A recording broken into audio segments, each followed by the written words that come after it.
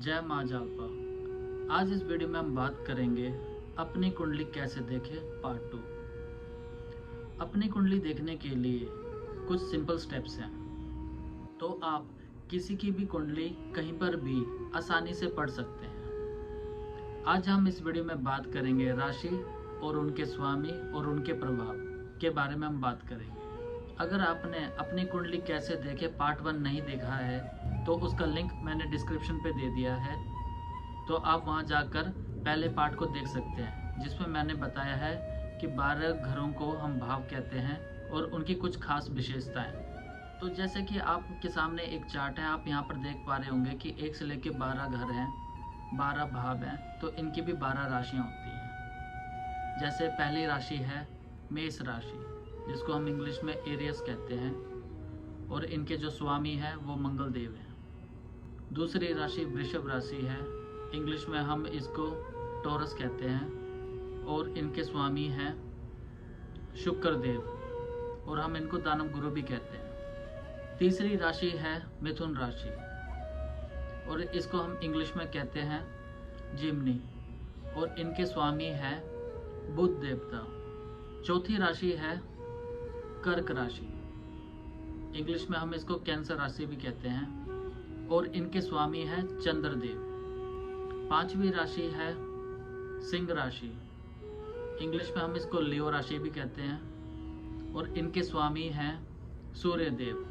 छठी राशि है कन्या राशि, इंग्लिश में हम विर्गो भी कहते हैं, और इनके स्वामी हैं बुध देवता। अब आप यहाँ पर देख सकते हैं कि मिथुन राशि में भी जो स्वामी है वो बुध देवता है, और यहाँ पर कन्या राशि में भी जो स्वामी है वो बुध देवता है। सातवीं राशि है तुला राशि, इंग्लिश में हम इसको लिब्रा भी कहते हैं, और इनके स्वामी हैं शुक्र देवता।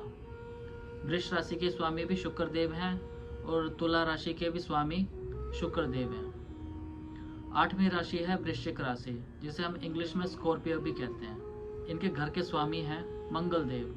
मंगल देव मेष राशि के भी स्वामी हैं, वृश्चिक राशि के भी मंगल स्वामी है। नौवीं राशि है धनु राशि, इंग्लिश में हम सैजिटेरियस भी कहते हैं, और इनके स्वामी हैं बृहस्पति, जो कि देवगुरु है। 10वीं राशि है मकर राशि, जिसको हम इंग्लिश में कैप्रिकॉर्न राशि भी कहते हैं, और इनके स्वामी है शनिदेव। 11वीं राशि है कुंभ राशि, जिसको हम इंग्लिश में एक्वेरियस भी कहते हैं, और इनके घर के स्वामी भी शनिदेव हैं। 10 और 11 के स्वामी शनिदेव हैं। और अब लास्ट राशि है 12वीं राशि मीन राशि, जिसको इंग्लिश में पाइसेस भी कहते हैं, इनके स्वामी हैं बृहस्पति देवगुरु।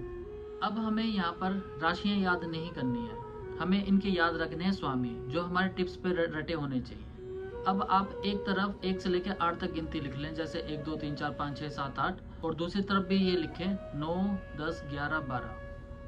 अब क्या करना है, 1 और 8 के स्वामी है वो है मंगल देव, 2 और 7 के जो स्वामी है वो है शुक्र देव, 3 और 6 के जो स्वामी है वो बुध देव, 4 के जो स्वामी है वो चंद्र देव, और 5 के जो स्वामी है वो सूर्य देव।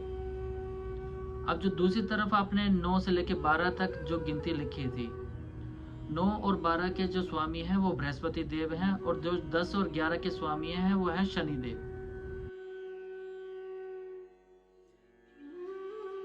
चलो इसको हम एक एग्जाम्पल से समझते हैं। एक घर में 2 बच्चे पैदा हुए, और उनमें से एक बच्चा जो है वो काफी ज्यादा पॉपुलर है, और जबकि दूसरा बच्चा वो दूसरी जगह पे काम कर रहा है, वो इतना पॉपुलर नहीं है। तो वैसे ही एक मूल त्रिकोण राशि हुई और एक साधारण राशि हुई। चलो अब हम इनको राशियों में समझते हैं। जैसे 1 की राशि है मेष राशि, और 8 की राशि है वृश्चिक राशि। जो दोनों घर के जो स्वामी हैं वो है मंगल देव। तो इसमें जो मूल त्रिकोण राशि हुई वो है 1 मेष राशि के मंगल देव। वैसे ही 2 और 7 में जो घर के जो स्वामी हैं वो शुक्र देव है। इसमें मूल त्रिकोण जो राशि हुई वो हुई तुला राशि। 3 और 6 के जो घर के स्वामी हैं वो है बुध देव, और यहाँ जो मूल त्रिकोण राशि है वो है कन्या राशि। 4 के जो घर के स्वामी है वो चंद्रदेव है, वो मूल त्रिकोण खुद के ही घर के राशि है। 5 जो है सूर्य देव हैं, वो खुद के घर के ही मूल त्रिकोण राशि है। अब आगे बढ़ते हैं 9 और 12 में जो घर के जो स्वामी हैं वो बृहस्पति देवगुरु हैं, उनमें जो मूल त्रिकोण राशि है वो धनु राशि है। अब आखिरी में बात करते हैं 10 और 11 के घर के स्वामी की, शनिदेव की, जो मूल त्रिकोण राशि है वो है कुंभ राशि। अब आपने इस चार्ट में सभी ग्रहों के घरों को देख लिया होगा। अब हम जानते हैं इनके प्रभाव के बारे में, ये क्या क्या रिप्रेजेंट करते हैं।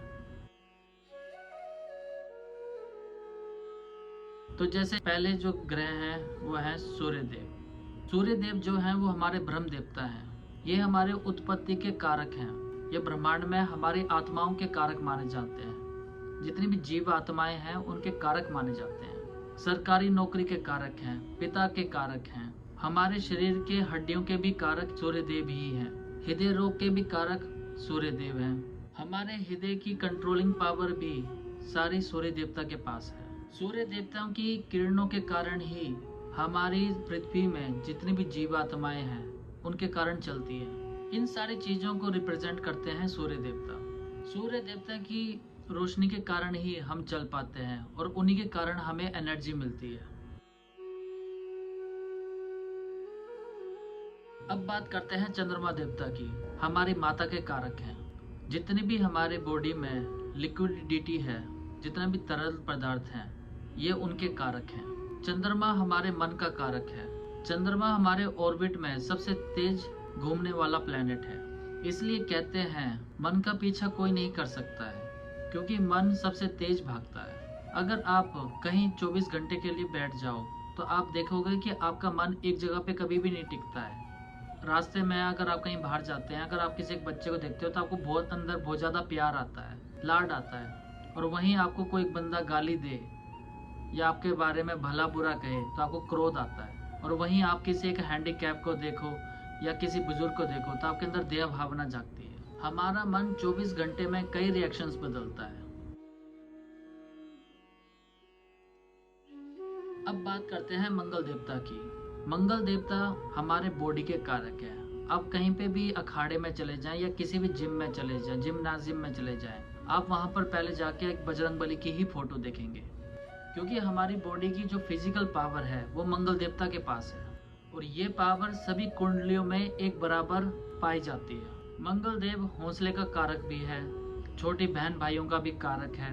हम कुंडली में मंगल को देख के ये बता सकते हैं कि बंदा कितना बोल्ड है। आपने देखा होगा हरियाणा में, पंजाब में और कई जगहों पे देखा होगा कि कुछ लोग ऐसे होते हैं जो लड़ने मरने के लिए हमेशा तत्पर रहते हैं, क्योंकि उनका मंगल बली होता है। मंगल को देख के ही शादी की जाती है, क्योंकि मंगल फिजिकल बॉडी का कारक होता है। अब बात करते हैं बुध देवता की। बुध देवता के लिए 3 बातें दिमाग में रखनी है। पहली बात वाणी, दूसरी बात बुद्धि, तीसरी बात बिजनेस। बुद्धि हमारा ब्रेन है, वाणी हमारी स्पीच है और बिजनेस हमारा लेन देन है। आपने ऐसे कई लोग देखे होंगे जिनको बोलने में काफी ज्यादा दिक्कत आती है, तो उनके में बुध दोष होता है। बुध इसका कारक है।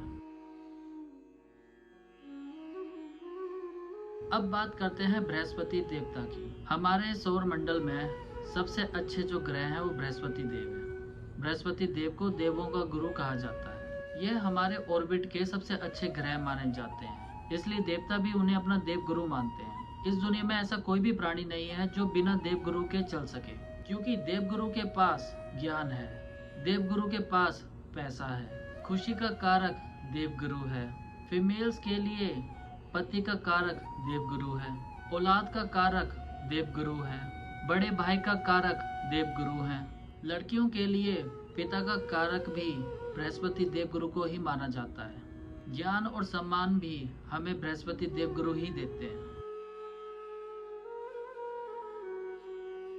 अब बात करते हैं शुक्र देव की। शुक्र देव को दानव गुरु भी कहा जाता है। दानव गुरु इसलिए कहते हैं क्योंकि हर क्लेश का कारण शुक्र देव है, क्योंकि शुक्र देव आपको भोक्ता का भाव देते हैं। जितने भी कंज्यूम करने वाली चीजें होती हैं वो शुक्र देव ही देते हैं। जैसे आपके घर पे फ्रिज होगा, वॉशिंग मशीन होगी, मोबाइल होगा, जितने भी कंज्यूम करने वाली चीजें होती हैं वो शुक्र देव ही देते हैं। आपको एक एग्जांपल से समझाता हूँ। आपने अपने घर पे देखा होगा या किसी और के घर पे देखा होगा, जब दो भाइयों की लड़ाई होती है या दो बहनों की लड़ाई होती है या बहन भाई की लड़ाई होती है, तो लड़ाई जब भी होती है तो किसी के ऊपर ब्लेम देने के लिए नहीं होती है। वो हमेशा लड़ाई जो देखी गई है कि उसको ज्यादा मिला है, मुझे कम मिला है, इसके पीछे लड़ाई होती है। और इसका कारण शुक्र देव है।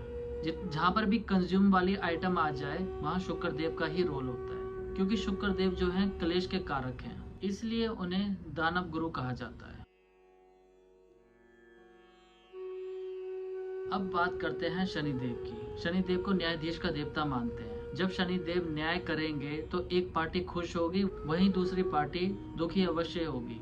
हमारे पुराने कर्मों का फल हमें शनिदेव देने आते हैं, इसलिए शनिदेव की मान्यता बहुत ज्यादा है। आपको एक बात और बताता हूँ, अगर आपके जीवन में कुछ अच्छा नहीं हो रहा हो या आपके पास कुंडली नहीं हो या कोई भी आपको समझ नहीं आ रहा कि मैं जीवन में क्या करूँ, कैसे करूँ, आप कुछ मत करें। आप एक शनि चालीसा खरीदें और उसको पढ़ना शुरू कर दें, तो आप देखेंगे कि आपके धीरे धीरे सारे काम बनते चले जाएंगे। या फिर आप जिस भी देवता को मानते हो उनका नाम जप करना शुरू कर दें, वो आपके सारे दुख हर लेंगे। शनिदेव दुख के कारक हैं, तकलीफ के कारक हैं, पेन के कारक हैं, शनिदेव प्रॉब्लमों के कारक हैं। ये सारा डिपार्टमेंट शनिदेव के पास है। अल्कोहल का, कोयलों का, लोहे का, लिक्विड का, ये सारा डिपार्टमेंट शनिदेव के अंडर आता है। ये सारी चीजें उनके अकॉर्डिंग ही कंसीडर की जाती हैं। अब बात करते हैं राहु देवता की। राहु देवता हमारे ब्रह्मांड में सबसे वर्स्ट प्लेनेट है, क्योंकि राहु कोई एक प्लेनेट नहीं है, राहु एक शैडो प्लेनेट है जो शनिदेव की एक परछाई है। ये शनिदेव से 4 डिग्री आगे है। जैसे एक एग्जांपल से मेरे सामने एक सज्जन बैठे हुए हैं और उनको मैं कहता हूँ कि आप वहां से उठ के यहाँ बैठ जाइए, वो सज्जन 2 मिनट के अंदर वो उठ के इधर आ जाएगा। पर उसकी जो शैडो है, अगर मैं उससे कुछ कहूँगा वो ना सुनेगी, ना वो बोलेगी, ना वो मेरी बात को समझेगी। तो आप इस बात से समझ सकते हैं कि राहु क्या है। जुआ, लॉटरी में नुकसान, ड्रग एडिक्शन, जितने भी सारे बुरे काम हैं वो सारे राहु देवता के डिपार्टमेंट में आते हैं। सारे क्लेश की जड़ राहु देव है। फिजिकल हैंडीकैप राहु देवता का कारक है। पूरे काम नहीं होना वो राहु देवता है। राहु देव का घर कुंडली में नहीं होता है और ना ही केतु का होता है। अब बात करते हैं केतु की। केतु एक शैडो प्लेनेट है। केतु एक मोक्ष प्राप्ति का कारक है। केतु से हम नानके देख सकते हैं, केतु से हम रोग देख सकते हैं। शनि, राहु, केतु ये तीनों ही रोग के कारक हैं। आप जितने भी कुंडली उठा के देख लो, 90% कुंडलियों में अगर किसी बंदे को कोई सा भी रोग है तो वो इन्हीं के अंतर्गत आता होगा, राहु, शनि और केतु के अंतर्गत। या राहु की महादशा चल रही होगी या केतु की महादशा चल रही होगी, तभी वो रोग आते हैं। ये तीनों ही ग्रह रोग के कारक हैं। आप ऐसा कह सकते हैं कि रोग इनका डिपार्टमेंट है। अब मैं आपको एक बार शॉर्ट में सारे समझा देता हूँ। सूर्य देव हड्डी और हृदय के कारक हैं। चंद्रमा देव हमारी बॉडी में तरलता के कारक हैं। मंगल देव लाल हैं तो हमारी बॉडी में खून के कारक हैं। बुध देवता हमारी बॉडी में बुद्धि के और स्किन के कारक हैं। बृहस्पति देवता हमारी बॉडी में चर्बी के कारक हैं। शुक्र देव हमारी बॉडी में वीर्य के कारक हैं, यानी संतान उत्पत्ति के कारक हैं। शनिदेव हमारी बॉडी में पेन के कारक हैं। राहु केतु साथ में। इस जन्म कुंडली से जिस किसी व्यक्ति को कोई सी भी प्रॉब्लम हो, हम उसकी रेमेडी कर सकते हैं। हम ये नहीं कहते कि इसका उपाय करने से वो बंदा राजधानी की तरह दौड़ेगा। हम उसको रेमेडीज देके उसको एक मालगाड़ी की तरह चला सकते हैं। उम्मीद करता हूँ आज की वीडियो आपको पसंद आई होगी। अगर आपको पसंद आई है तो लाइक, शेयर, कमेंट जरूर करें और इस साथ ही साथ मेरे इस चैनल को सब्सक्राइब जरूर करें। जय मां जालपा।